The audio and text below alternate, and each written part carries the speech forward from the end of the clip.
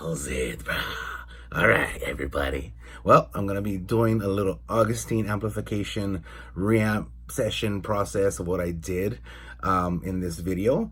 And also use the 410 Zool pedal and the 410-33 pedal to get this reamping tone that you're going to hear in a song at the end of the video. Stick around. All right, you guys. Laters.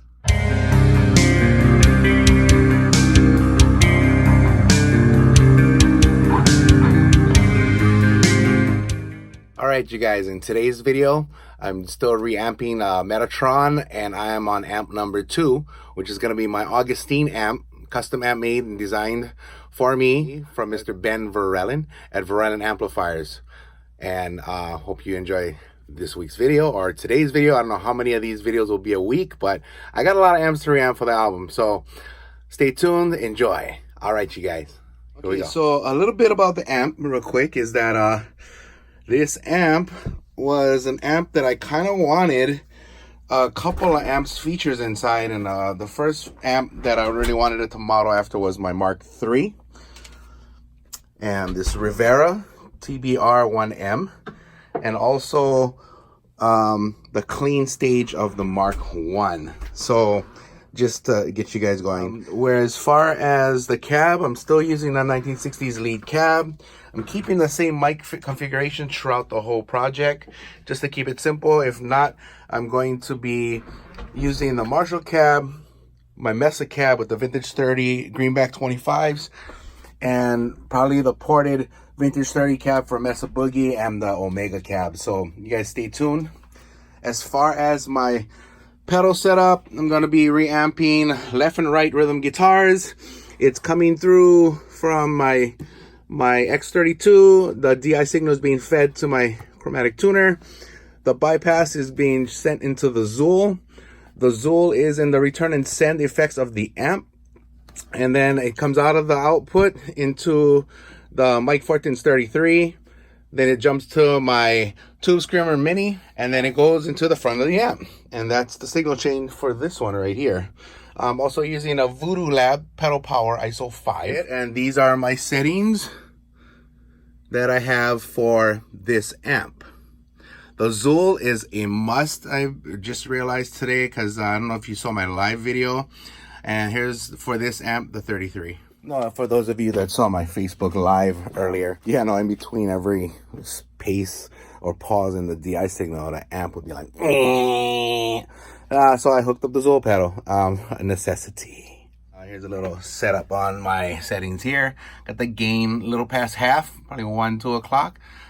Bass, mid, and treble straight up. My overdrive master is probably about 11.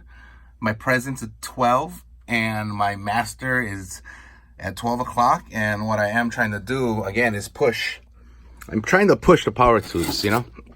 The power tubes in the back. And the pre's. Since this is the prototype amp, I made it real simple. I don't know how many times I gotta say this.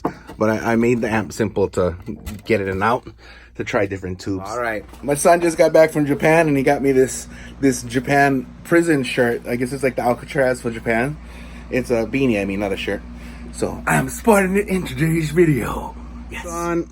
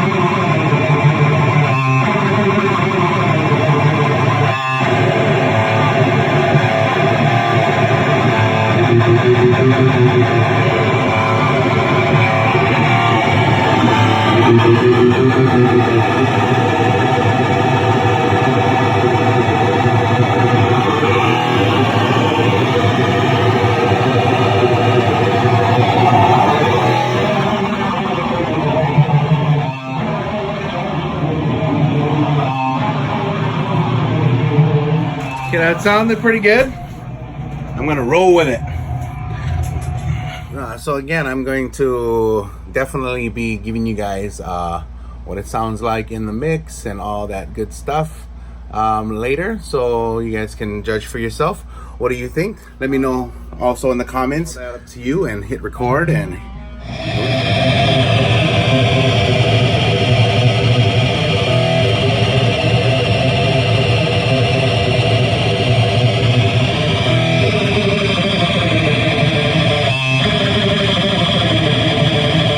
hear out of the monitor speakers, and the room is what you can hear in the background with the air conditioning on as well. So again, going through the same thing as that last video, super important to push your amp, push your speaker cabinets, capture the amp at its finest glory. Make sure that it's loud, it's proud, and it's, you know, it's where it needs to be. All these tube amps, old and the new, I believe that you gotta drive the pre's, the power section, and the speaker cabinet if you really want to hear the amp. A lot of people, again, they hear Marshalls and all that at its setting, but Marshalls don't sound good unless they're cranked. Everybody knows that. So you gotta always just be aware of certain things. That, oh wow, does the amp sound better louder, or does it sound better softer?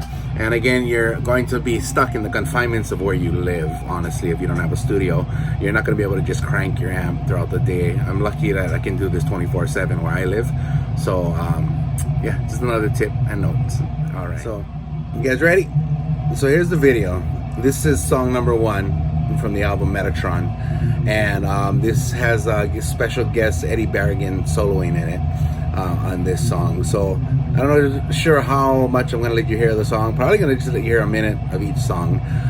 So basically what's gonna come down to that every amp that I do, I'll feature another song. So the last video was song number 4. You guys got to hear, and in that video I used the Mark II-A original hand-wired Mesa Boogie Mark II-A. Yes. So, and on that video I also used the 33 pedal. So in that video you can hear it engaged and not engaged, and you let me know in that video as well what you guys think.